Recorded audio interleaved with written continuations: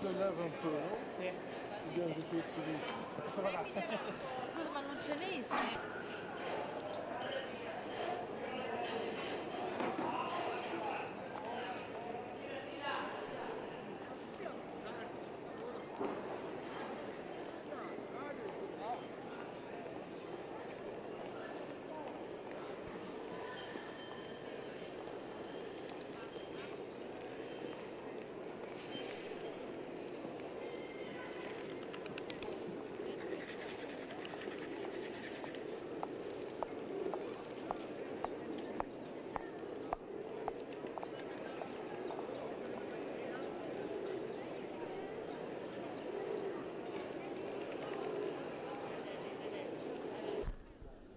On fait deux questions comme ça et après la autre position. L'Europe existe-t-elle? Elle existe d'une manière volontariste. Elle existe parce qu'elle a vaincu, parce que les démocraties européennes ont vaincu depuis la chute du mur de Berlin en 1989. Elle existe parce que ceux qui n'en sont pas en rêvent. Les Européens en doutent, mais les non-Européens veulent en être. C'est le grand paradoxe d'aujourd'hui, parce que les hommes d'affaires sont mondialistes. Ils veulent traiter directement avec le Japon, avec les États-Unis. Les hommes de pouvoir sont chauvins parce qu'ils ne veulent pas qu'on réduise leur pouvoir à l'intérieur de la nation. Mais les Européens sont saisis par le fait qu'ils ont un destin en commun et par le fait que tous les autres ne rêvent que d'une seule chose, c'est d'être candidats non pas à l'antichambre, mais à l'association avec l'Europe économique et avec l'Europe tout court. C'est un tournant d'une génération, c'est un tournant du siècle.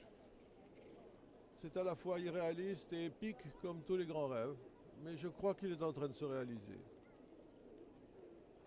L'Est de l'Europe? L'Est de l'Europe représente reconquérir sa place à l'intérieur de l'Europe. Vous savez que très longtemps, les Européens de l'Est ont été humiliés, qu'on les considère comme n'étant pas de vrais Européens. Des nations comme la Tchécoslovaquie, comme la Pologne et comme la Hongrie, et d'une manière générale tous les anciens partis de l'Empire austro-hongrois se sont toujours dit qu'ils étaient plus européens que nous encore.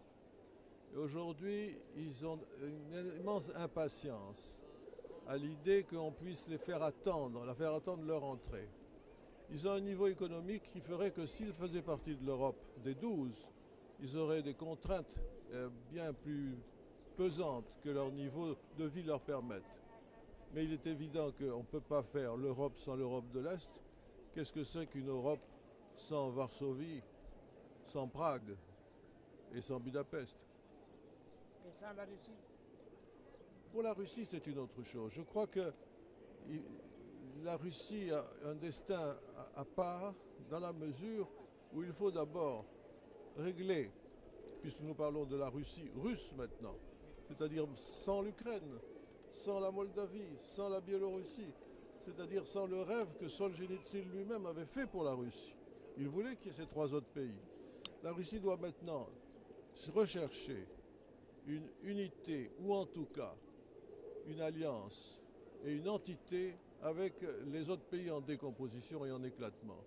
Je crois que le rêve européen de la Russie doit être écarté, doit être retardé, et que à l'ancienne Leningrad, à Pétersbourg, on peut rêver encore de Catherine II ou de Pierre le Grand, mais que pour le moment, il s'agit pour la Russie de s'accommoder de ses voisins plutôt que d'essayer d'entrer dans l'Europe des 12, et elle n'y pense pas pour le moment.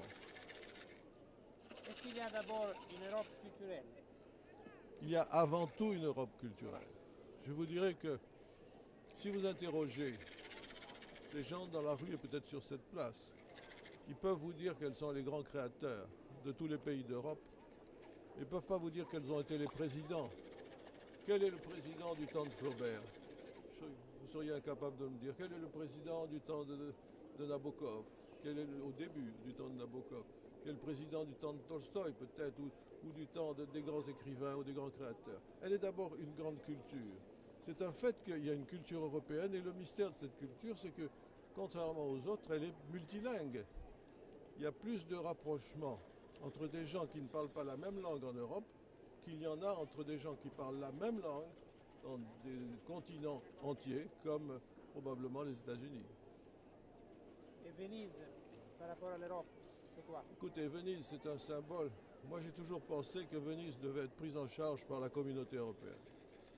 Et que je suis toujours impatienté de voir que chaque palais vénitien attend le sponsor ou le super producteur américain pour le protéger, le restaurer, alors que c'est la source du droit et que c'est là que la République des marchands a commencé. Au fond, on fait partout l'éloge de l'économie de marché, c'est ici qu'elle est née. Si l'Europe n'est pas capable de retourner à ses racines, c'est déjà un aveu d'échec.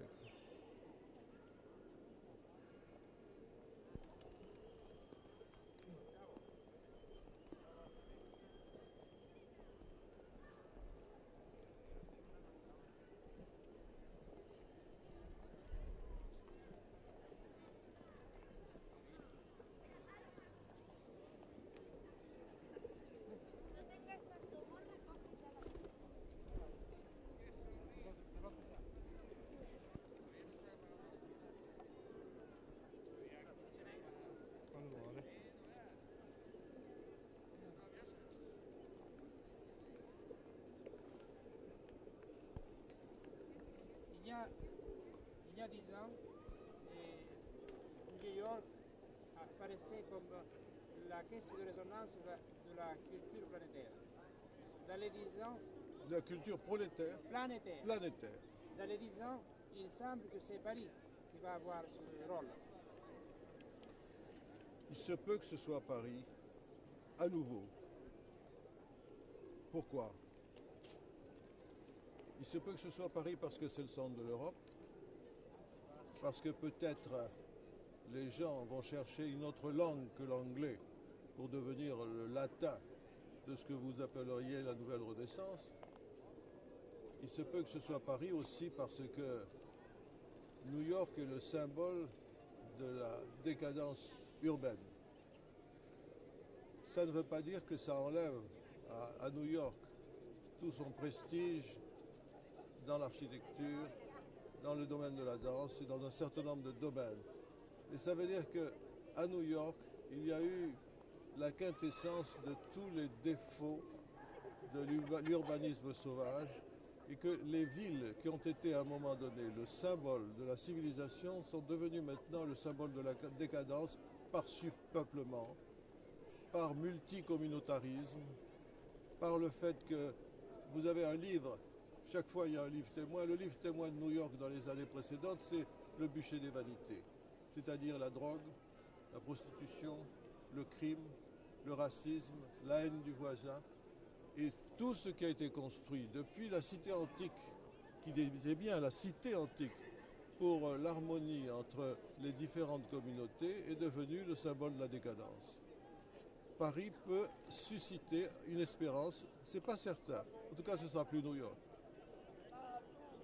Berlin, après la chute du mur, ne semble plus le symbole de la civilisation planétaire. Disons que Berlin suscitait des espérances curieusement plus grandes quand il y avait le mur, parce qu'on voulait en triompher, que maintenant que la banalisation des deux versants de la civilisation allemande se sont unis en un seul. En principe, le triomphe de l'Allemagne sur elle-même, c'est-à-dire son unification, peut donner quelque chose à l'intérieur de l'Europe, mais on ne pense pas que Berlin puisse irradier la source d'une civilisation européenne. On pense, et les meilleurs des esprits allemands pensent, que l'Allemagne a deux tentations. Celle de se retrouver à l'intérieur de l'Europe pour y être l'une des puissances dominantes, ou celle de se retrouver dans ses racines d'air germanique pour se retrouver dans son isolement et ses démons. Voilà, la nation ou le nationalisme en Europe. La nation, c'est-à-dire la fédération des nations ou le nationalisme en Europe. Voilà. En ce moment, c'est certainement le tournant le plus dangereux. Il se peut que nous ayons une autre conversation complètement différente dans 1 an, dans 2 ans, dans 3 ans à peine, parce que tout se passe en ce moment. Les grandes décisions sont en train d'être prises à la fois dans les chancelleries, mais dans les esprits et dans la culture.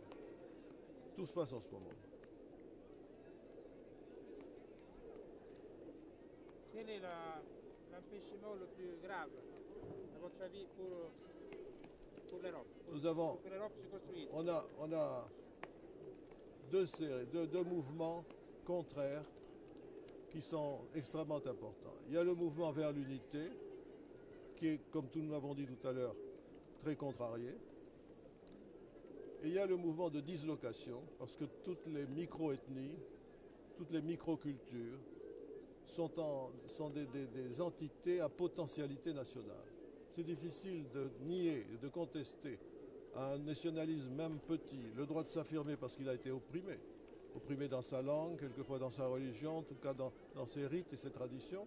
Mais en même temps, l'intolérance dont il fait preuve à l'égard des voisins, les frontières qu'il met en question, la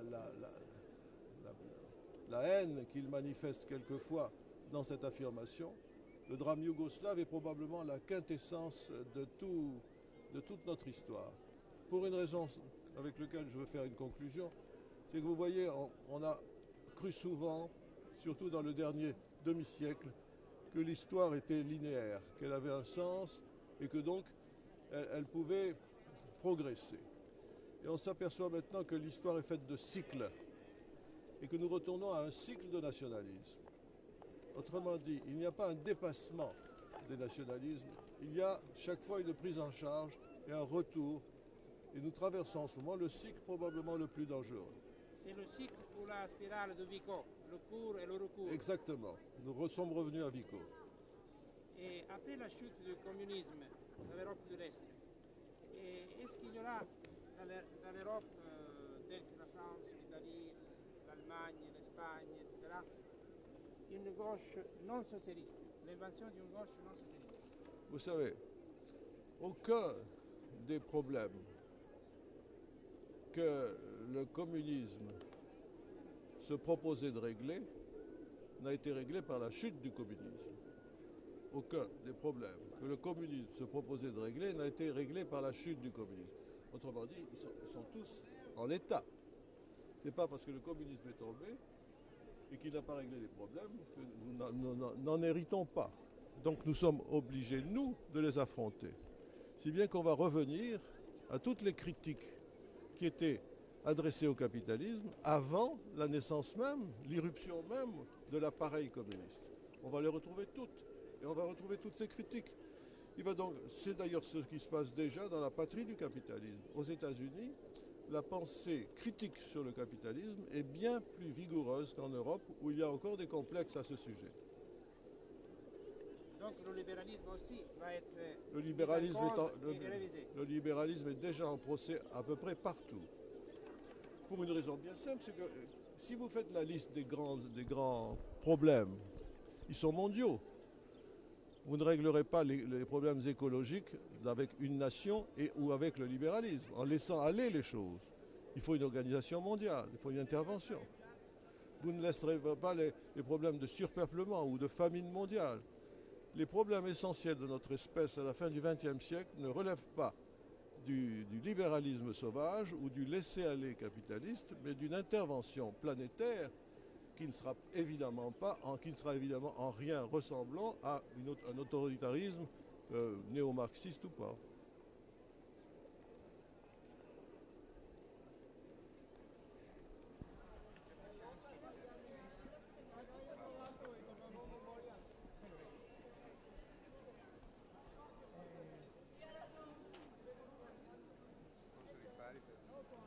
Ah, ecco.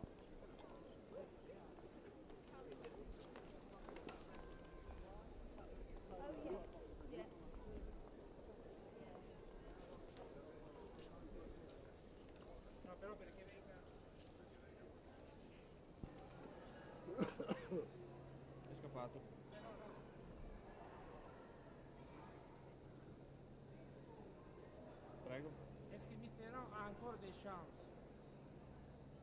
Très peu.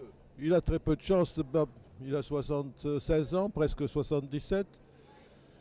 Il est en milieu de son second mandat et il suscite des impatiences.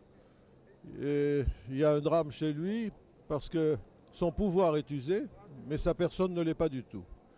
Autrement, il est un homme intact dans un pouvoir usé. Et surtout, il est à un moment où, en France, on aime beaucoup les relèves et la droite s'impatiente beaucoup.